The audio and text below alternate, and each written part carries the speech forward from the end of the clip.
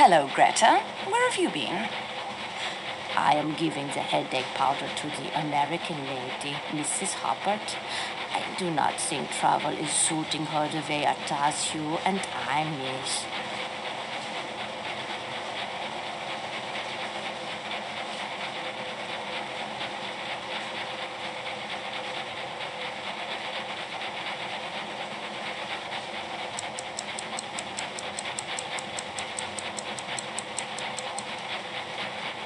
Oh, you must not trouble yourself with me.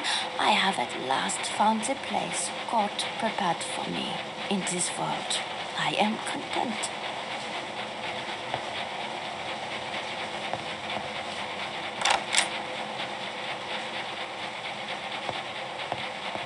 I can't hear through this wood.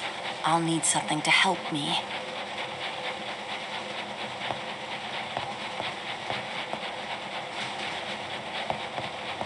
I can't hear through this wood.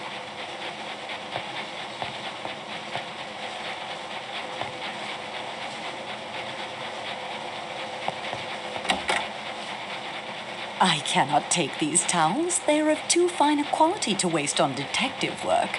There must be something else I can use. Oh my, I am looking quite haggard. Detective work and cold weather wreaks havoc on the skin. Quite modern. I cannot take...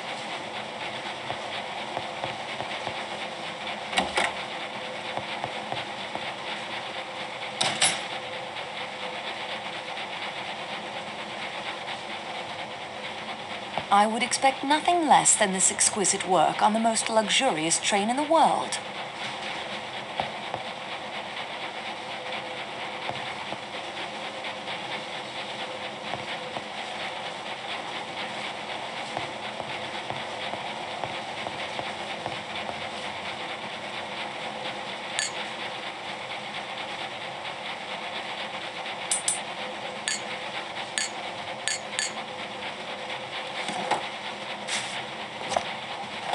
Those cabinets are locked. Those cabinets are locked.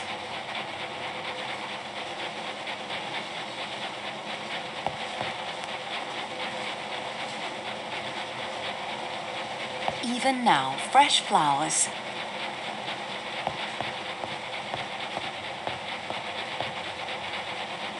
I would expect nothing less than...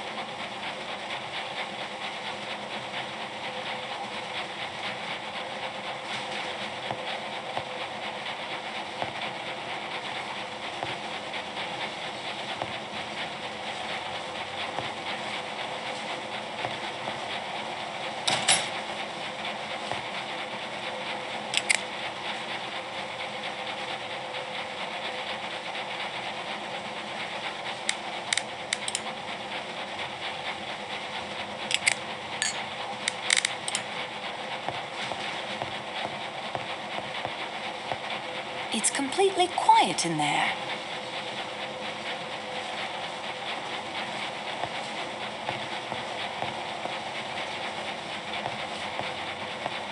Not a sound.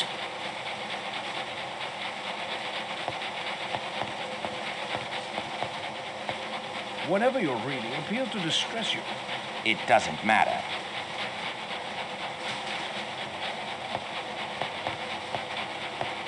I can't hear anything.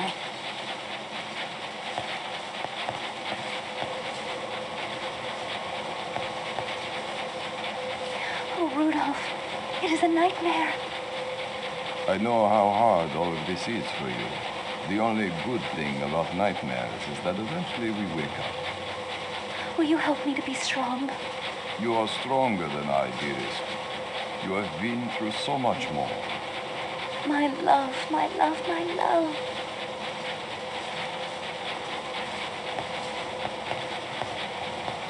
It's completely quiet in there.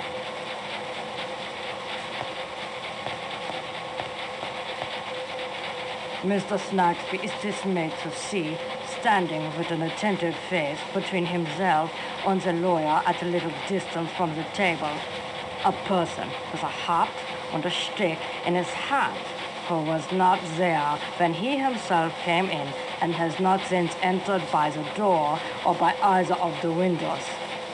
Yet this third person stands there with his attentive face and his hat and his stick in his hands and his hand behind him, a composed and quiet listener. He is a stoutly built, steady-looking, sharp-eyed man in black of about middle age, except that he looks at Mr. Snagsby as if he were going to take his portrait. There is nothing remarkable about him at first sight but his ghostly manner of appearing. Enough, Schmidt. Detectives are not so superhuman as Mr. Dickens suggests. They are as human as you or I. Now, I will rest for a short while. Yes, Your Excellency.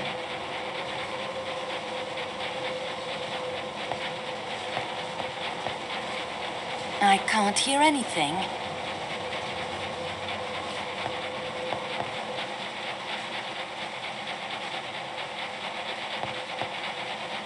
Not a sound.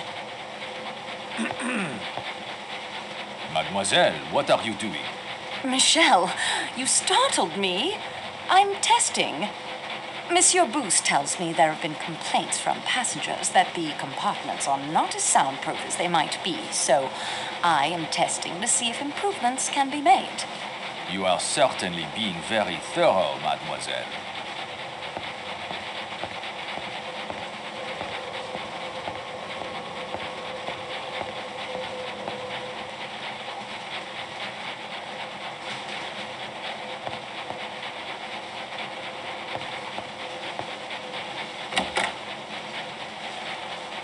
I cannot.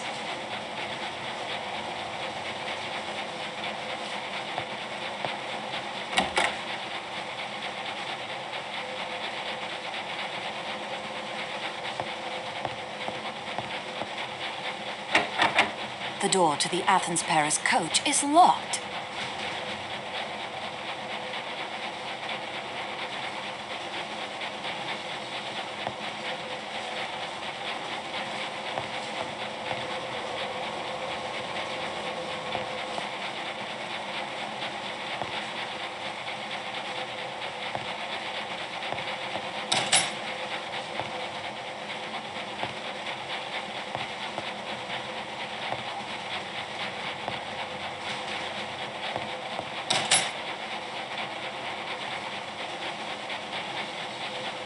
I would expect...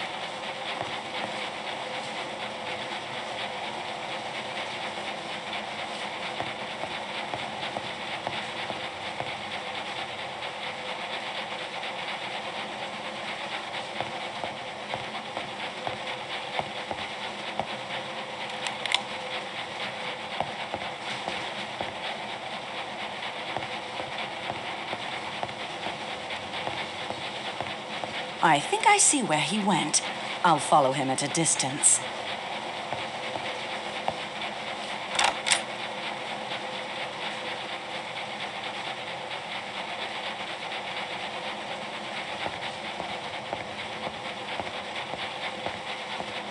Were you following me, mademoiselle Marceau?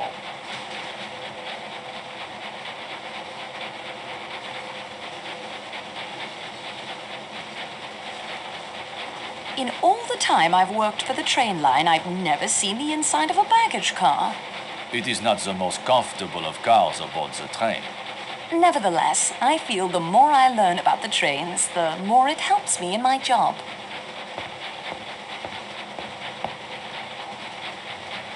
I will see that all is secure here. Do not worry. Please return to the Calais coach. Please, mademoiselle.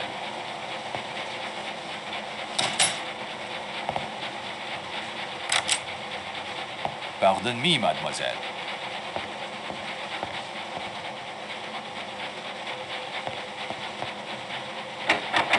The door to the baggage car is locked. This door is tightly locked.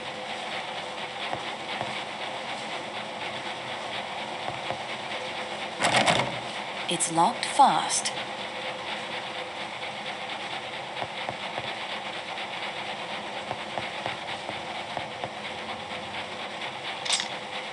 Sterling silver, of course.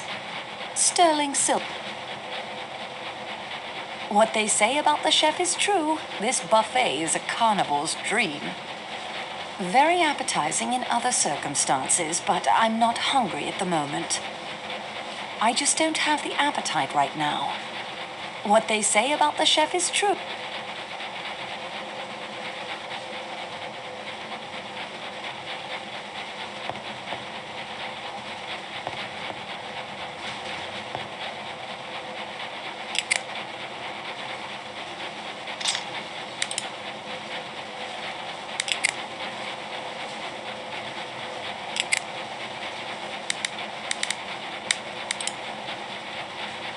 I don't think that's appropriate. That doesn't make sense. I don't think that's appropriate.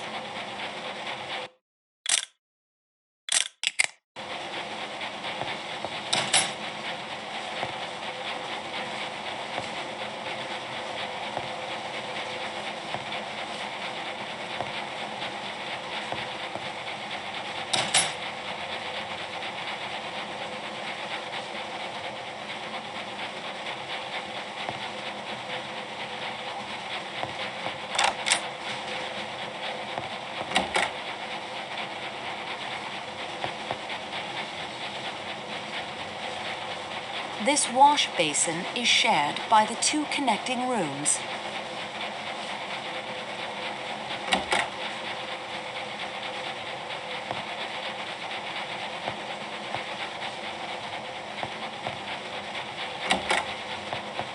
The door is locked. A good idea, but I've come up empty.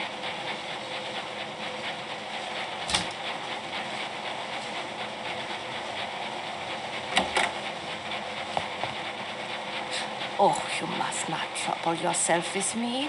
I have at last found the place God prepared for me in this world. I am content.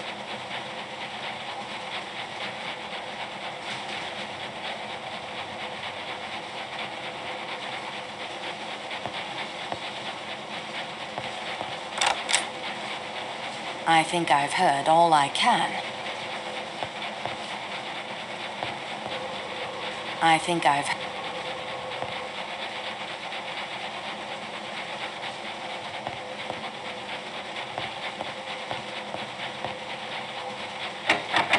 The door to the Athens-Paris coach is locked.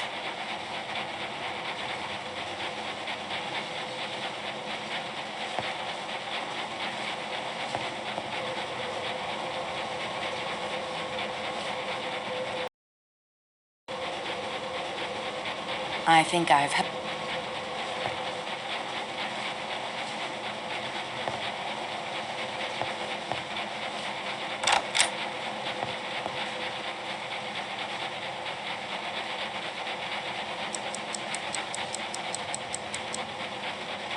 I am very tired. I am sorry if I am repeating myself.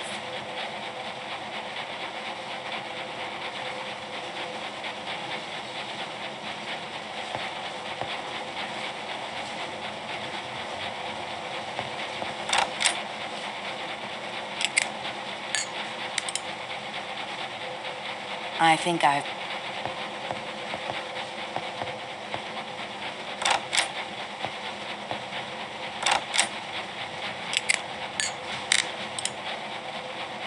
Oh, mademoiselle, use the little reserves that Poirot knows that you possess, huh? Find another solution. Your current course of action? It is a mystery to Poirot.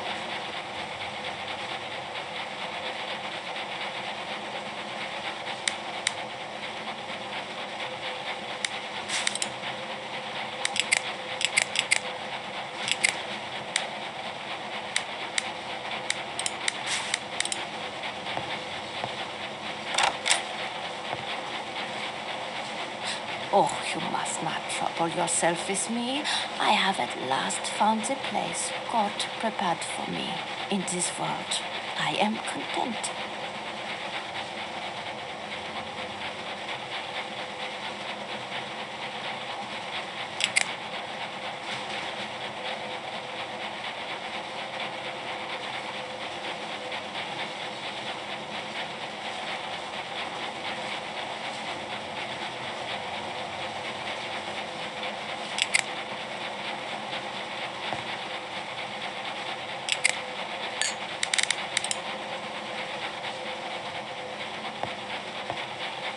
That guy is the most stuck-up human being I've ever met, even for an Englishman. Ratchett's a valet? Yeah, masterful. Glad I'm not traveling in the same room with him. Oh, I like everybody. And him, he is as quiet as a little mouse. You're welcome to him. That's my view. Deal the cards.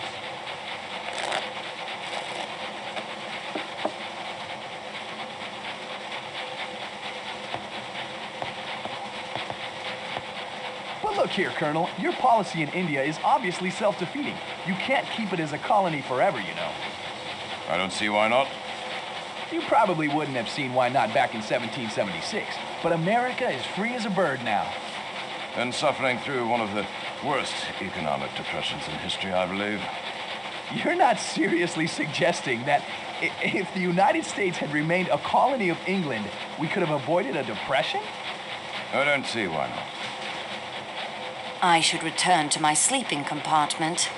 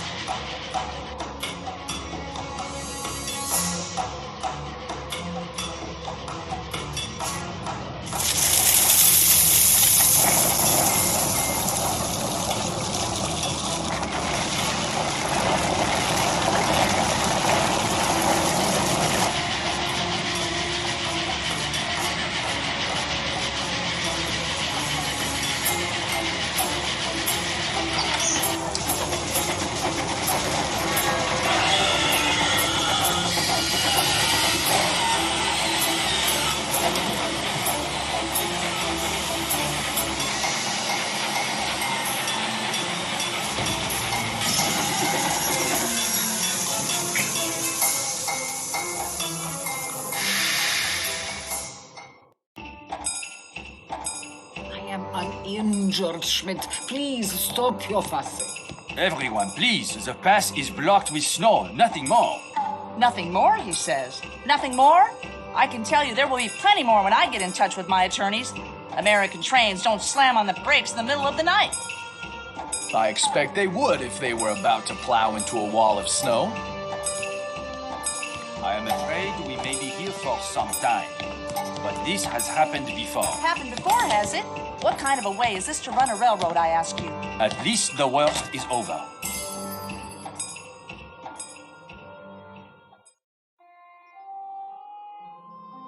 Monsieur Poirot, I'm so sorry. I apologize for the train company, for Monsieur Booth, and for me personally. Calm yourself, Mademoiselle Marceau. I hold none of you at fault. Not even the engineer, who undoubtedly saved us from being buried by the avalanche. You have sprained your ankle. It is not Poirot who has sprained his ankle, mademoiselle. It is the train who has sprained it. Yeah. The reason I do not sleep in the upper berth is to avoid pain. Perhaps I should have slept on the floor. Thank you both for your attentions.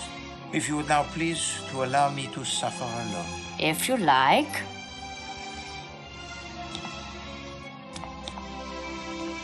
What can the children of her school be learning?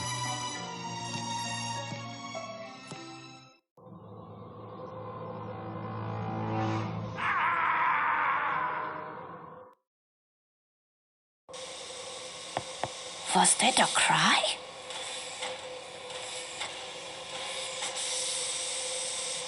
Yes, I think it was. First, the snow is trapping us. Then, the old Belgian man injures himself. Now what? No need to be alarmed. Let me have a look first.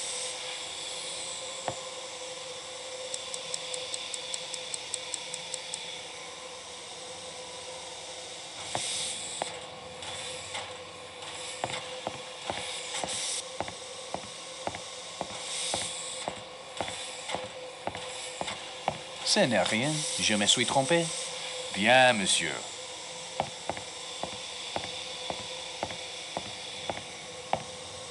Is there drama or calamity? It was Monsieur Ratchett, but he is well. Then let us hurry back to sleep.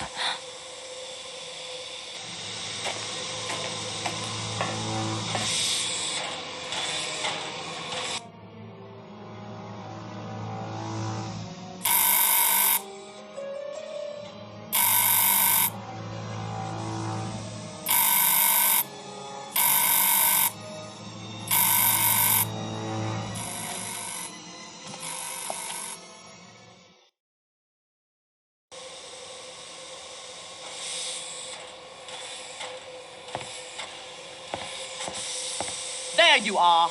I've been ringing and ringing. I beg your pardon, madame. Voulez-vous quelque chose? You require? There is a man in my compartment.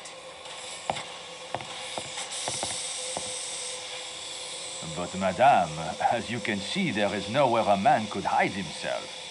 I woke up and a man was there. I felt it. You say yourself, madame, that your door was bolted. How did he enter? How did he depart? Avalanches, intruders. What's next?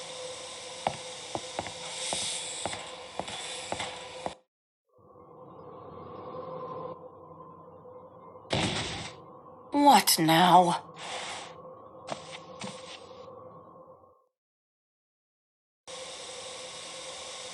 She's deeply asleep. I'd even hazard to call it the sleep of the just.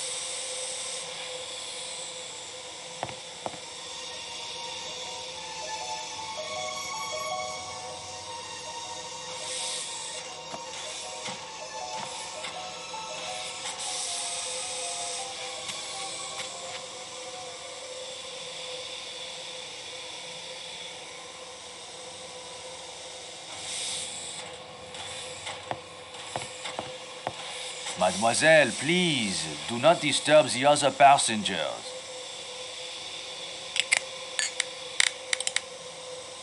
Mille pardon, mademoiselle, but that choice will not gain you a favorable result.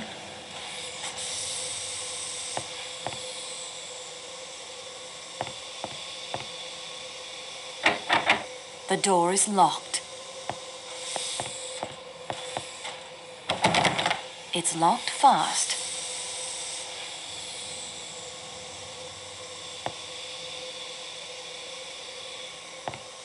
Mademoiselle.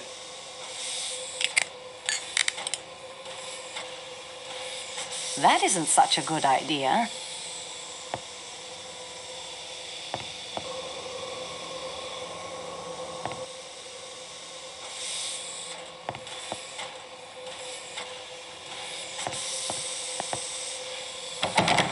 This door is tightly locked.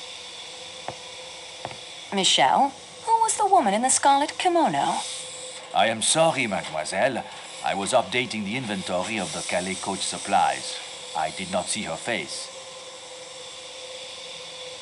What compartment did she come out of? I am not sure. One of the rooms in the middle of the car, I think. Madame Hubbard's, perhaps, or Monsieur Ratchett. By the time I noticed her, she was moving away from me.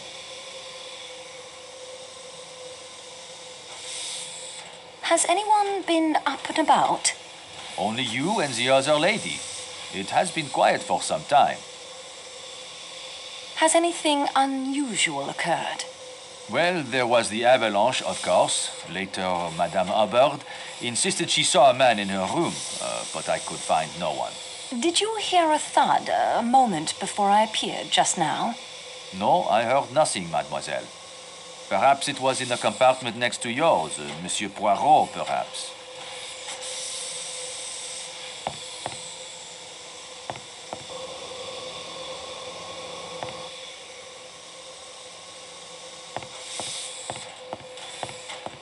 Mademoiselle, That isn't such a good...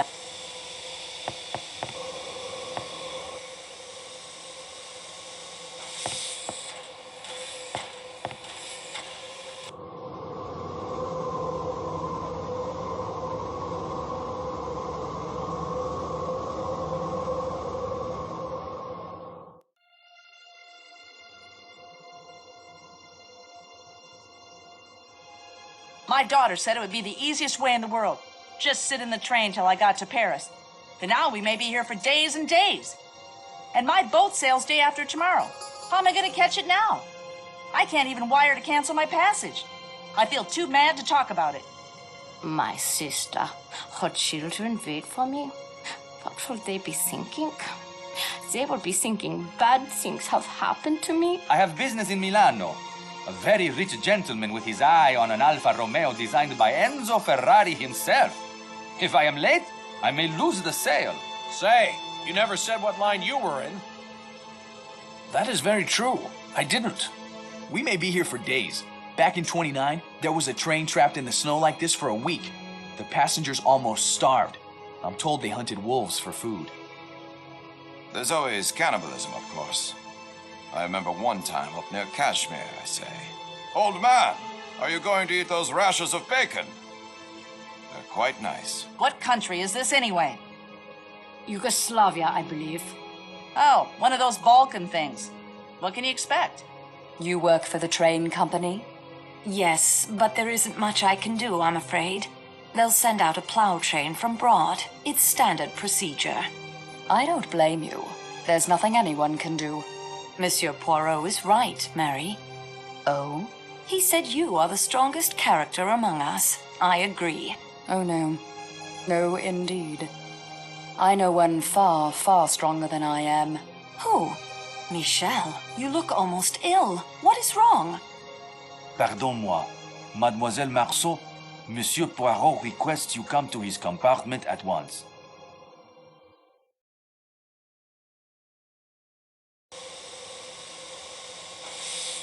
Who are you, monsieur? My name is Constantine. There has been a savage murder done in the Calais coach, miss. I have ordered all of the train doors to the outside to be sealed with the exception of the rear door of the Athens-Paris coach, so that the engineer and the fireman of the train may keep the engine's boiler provided with the coal. Oh, no. Who is being killed? The American in the room next to this one. Ratchett. You're in charge, I suppose. What do we do now?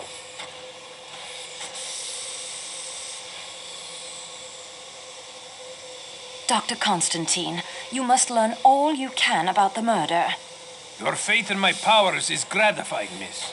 But already I have learned all that my expertise can tell me. I am no detective.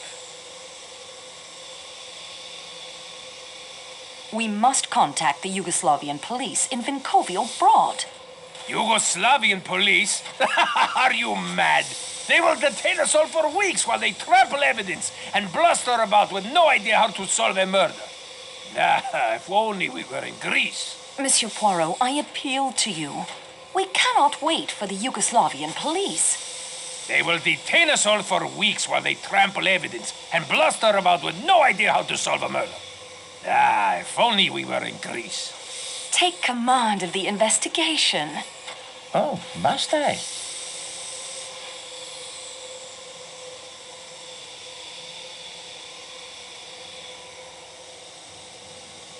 We both know the longer a crime goes uninvestigated, the more difficult it becomes to solve. Ah, yes, of course, I remember. You are the student of crime. And what you say is very true. All the same.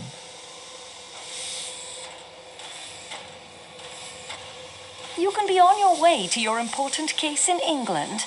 We can avoid delays, annoyances, and 1,000,001 inconveniences for all the passengers. I am addressing an important medical conference in London in 2 days. Oui, c'est vrai. Any additional delay would be difficult. Monsieur Poirot, my job isn't much, but it's all I have. The avalanche, your injury, now a murder. If it isn't solved, I will lose my job. No, you cannot be blamed. I will have a word with Marcel. You have my guarantee that he will not fire you. Solve the mystery. All we need say when the police arrive is, here is the murderer. Mademoiselle, use your own powers of observation. Alors Poirot, he is confined to bed in the most serious of pain. How can he take command of anything? In my scrapbook, I have a quote from you. How does it go? To solve a case, a man has only to sit back in a chair and think. Use the little gray cells of your mind. I have often used the murderer's own words to spring my trap. And now I am caught by my own. Well done. Eh bien, mademoiselle, I will do what I can. I ask only that you do my legwork. This would appeal to you, I think. You know it would. I will issue to you the challenge I once made to my friend Captain Hastings. Accept, and we will play a little game between ourselves. You will need to use your own little gray cells as much as Poirot. And in the end, we will see if the student of crime is ready to graduate. Refuse? I will guide your investigations much more. Either way, the crime, it will be solved. It is an important decision you must make now before we proceed. I will not ask again. Do you accept?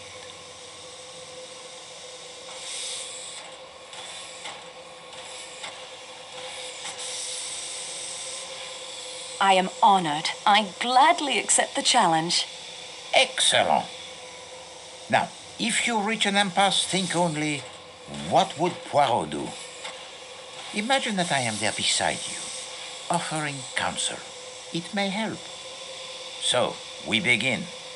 Dr. Constantine, take her next door.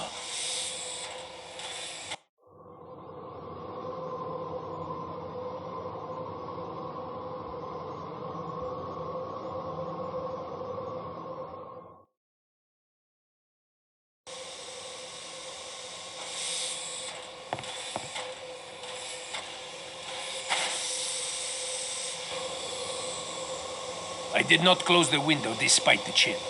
I thought there might be fingerprints, and the cold, of course, helps preserve the body.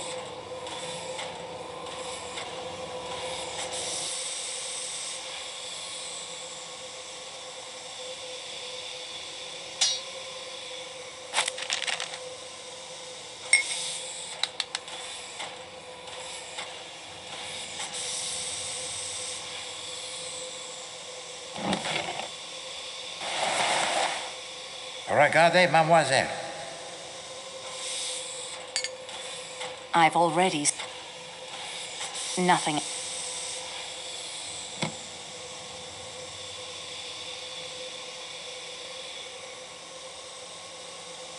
Oh, dear.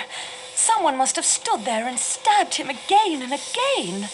There is something in the pocket of his pajamas. Something heavy. I did not disturb it. Egg. 115. That agrees with my calculations.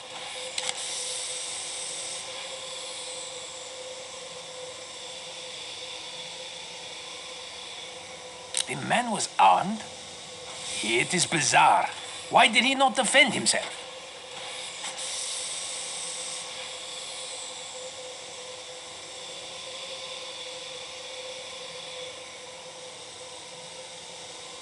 Has anything been disarranged in this compartment? No, mademoiselle. I was careful not to move the body in making my examination.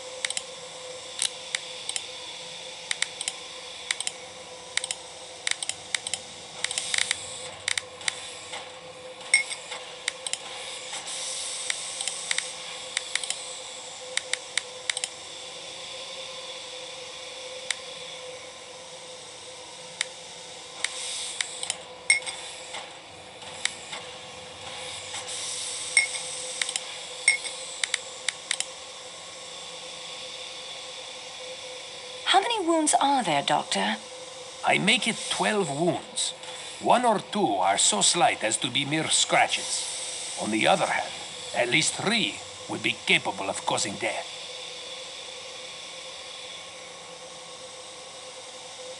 Some wounds seem to have bled more than others. You see these 2 wounds, here and here. They are deep. Each cut must have severed blood vessels, and yet the edges do not gape. They have not bled as one would have expected. Ratchett was already dead when those were delivered? Some little time dead. The murderer returned to make certain Ratchett was dead? The idea is an absurdity, of course. Even one with no medical knowledge would have been able to tell the man was already quite dead. The wounds are scattered all over the torso.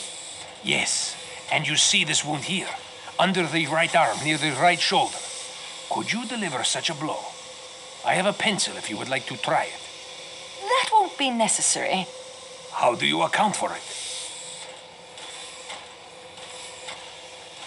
The murderer had unusually long arms.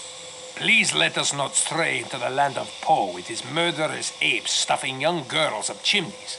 I know something of apes. They kill by pummeling or crushing, not whittling away at their victim. Ratchett thrashed about as he was dying. On the contrary, he lay completely composed. The bedsheets are not disarrayed at all.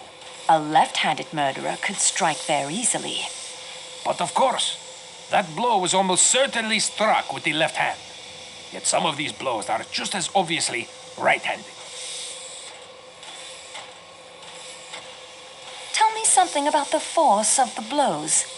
Some were struck with a terrible ferocity as to drive the knife through hard belts of bone and muscle. Yet others seemed to be haphazard and at random, glancing off, doing hardly any damage.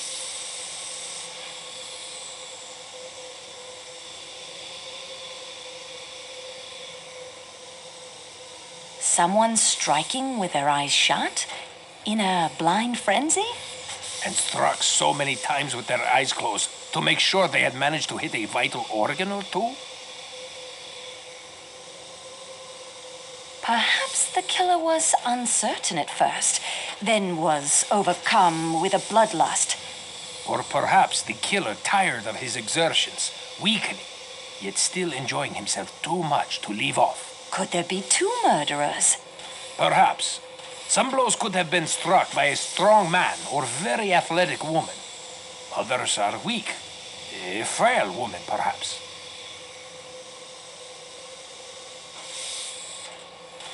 Can you estimate the time of death? It is difficult to say exactly in these matters.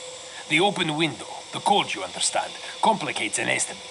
But I think I can say definitely that death occurred between midnight and 2 in the morning. That will do for now, Doctor.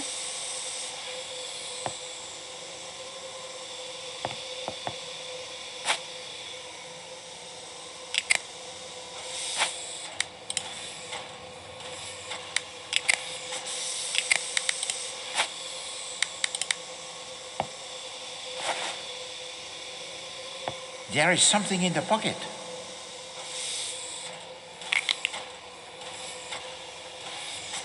I won't find nothing else to see in there.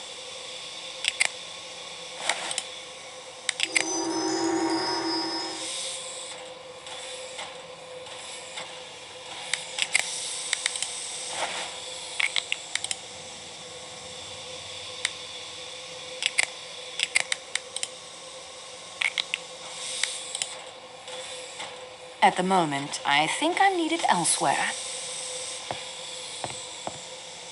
Doctor? Yes, Mademoiselle Marceau? I'm going to update Monsieur Poirot on my progress. Will you make sure the scene of the crime remains undisturbed? Certainly. I will remain vigilant. Thank you. Monsieur Poirot. Ratchett was already dead when those were delivered.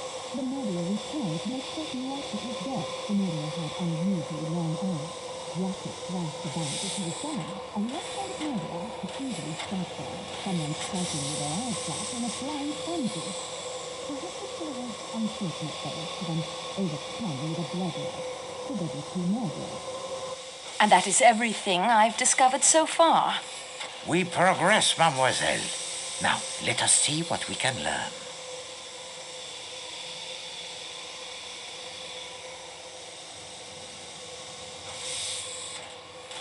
The wounds tell too many different stories. Oui, the matter begins to clear itself up wonderfully. The murderer was a man of great strength. He was feeble, it was a woman, it was a right-handed person, it was a left-handed person. Ah, c'est rigolo tout ça. And the victim, what does he do in all this? Does he cry out? Does he struggle? Does he defend himself? No. He awaits his doom with the greatest composure.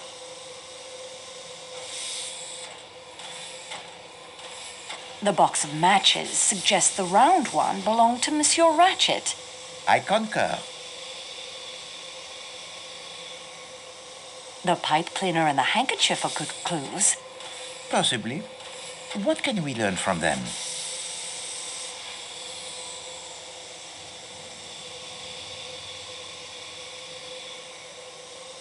Remember the bottle I found in the suitcase? Oui, a sleeping draught, and the bottle half empty. It would be instructive to learn if Ratchett took his usual dosage last night. What of the residue in the tumbler? A sleeping powder, perhaps, such as that I found in the suitcase. It might explain why Monsieur Ratchett did not cry out when he was attacked. A possibility. However, in my experience, the usual dose of a sleeping draught would not be strong enough to prevent awakening if one were violently attacked. The gun was unfired. He would certainly have defended himself if he had been able. For now, it might be better if you keep the gun with you for your protection. I would not like our collaboration cut short prematurely. The broken watch tells us the time of death exactly. Very convenient, the broken watches.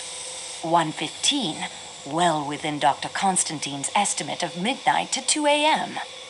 What you say is true.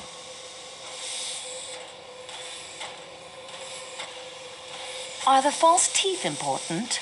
Only to one who must wear them. And why you took for yourself the false teeth of the dead man is not for Poirot to ask. But I hope they prove themselves as useful to you as they undoubtedly did to him. The small metal statuette. It is very old. And possibly quite valuable. Take it with you. Learn more of it if you can. The footprints outside the window are important. What did they say to you? The killer may have fled the train. And gone where? Still, they must be investigated. I found the inscription REV 1318 printed on the hatband of his hat. A curious inscription indeed for the hat. I found only the cigar in the ashtray. No pipe. Certainly, this is a clue masculine. Monsieur Ratchett smokes the cigar, lighting it with a round match, and someone else, still to be determined, smokes the pipe, lighting it with a flat match. The letter H can help us find the owner of the handkerchief. A clue feminine, so dainty, and to have the letter embroidered upon it is so convenient. One cannot complain of having no clues in this case. If a man killed Ratchett, after the sociable smoke, then the woman came in later, not noticing he was dead, and attacked him as well. Also, not noticing that she had dropped her handkerchief. Very fortunate for us that she was so unobservant. The burnt paper could be significant. What strikes you as most important?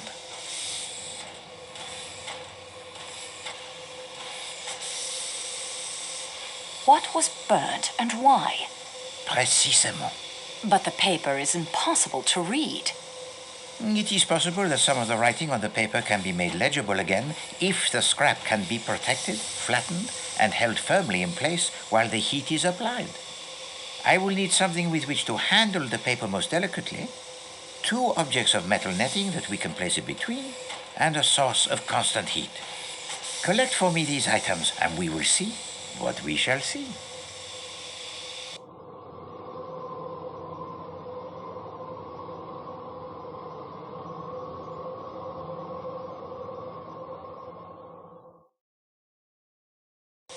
I should look for the items Monsieur Poirot needs to read the burnt scrap of paper.